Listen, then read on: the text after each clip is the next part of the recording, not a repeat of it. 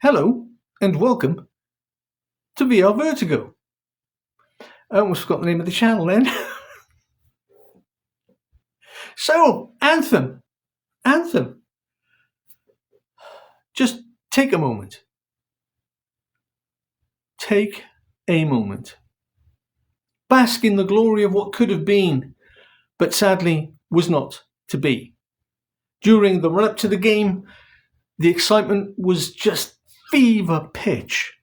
Comparisons were being made to being Tony Stark, the Iron Man flying mechanics, traversing through the air in an iron suit made for battle. Anthem is dead. It is no more. Support was pulled, servers were shut down, and what are we left with? Memories. And a kind of hollow feeling about here. Never has gaming promised so much and delivered something so tantalizingly good, only to fail and fall where it mattered. Reports came through soon after launch that it was just a bit of a kind of rinse and repeat. Ultimately unedifying, but that the gameplay showed a great deal of promise, and we were all left to hope that, well, things might get better. But no. Anthem, as we sit here doing our post-mortem, was killed. And not only was it killed, it was wrecked. It was wrecked by the very people who tried to make it. Or maybe that should be the very people at the top who tried to make it. A preview of the game was due to be shown at a Gamescom or a CES. I can hardly remember. By the time the game was shown off, we as the audience were entirely unaware that there was really no game. That the studio were in a position of running around like chickens with their heads cut off. That this situation was allowed to happen is ultimately unforgivable. That a large company could do this, be run so badly, is almost unbelievable. But the games industry and game development is a bubble. And when that bubble bursts, it's a big bang. And it leaves dead bodies everywhere. In this case, the rather large carcass of Anthem. Now, I said on this channel that if the game developers wanted to save this game, they should look to VR. But of course, my channel started far too late to do any real good, but the message was worth putting out there. The Iron Man VR game that we did get, although troubled with long loading screens, was in fact a great game. People really loved it. And I looked at Anthem and thought, surely this has to happen. But no. They say in life timing is everything, and my timing was far too late. And I could deliver, in terms of support for Anthem, far too little. I'm a small channel, hoping to get bigger, of course. And with your help, I can do that. So if you'd just like to hit the like and subscribe button, that'd be great. I've seen channels already asking for Anthem to be brought back. They're actually calling for Anthem, or the servers at least, to be reinstated, because it did have a very small but consistent player base.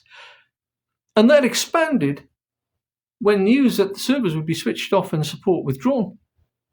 Aztec Cross, who's always fun, spent a night or a couple of nights playing the game again, refreshing his memory before Anthem would be no more.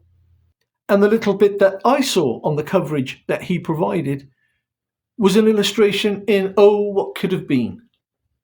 And it's in this light that we have to consider Anthem. And does it have a future? From recent events, you would say absolutely not.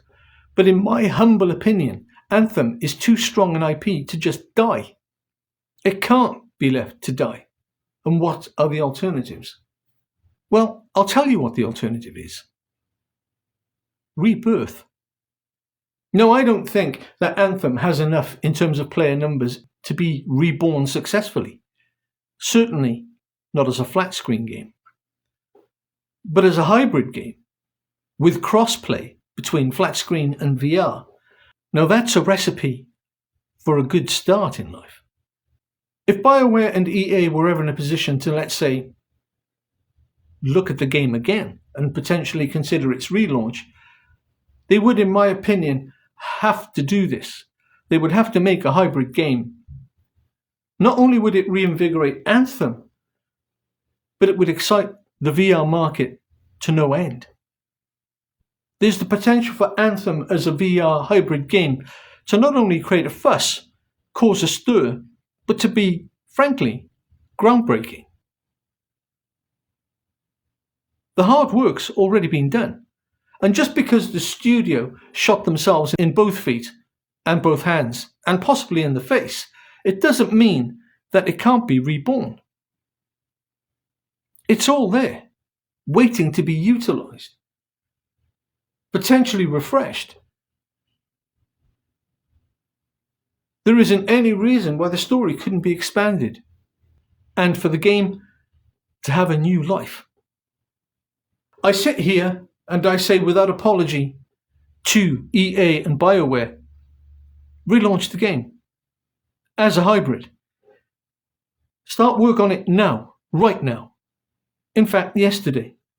They must know that there's an audience out there for it.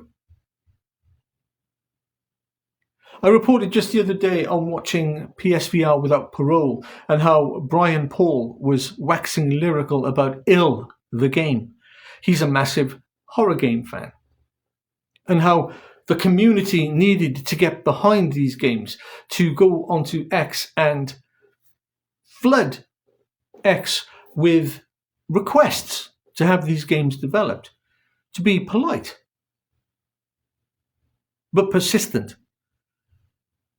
And that's the key.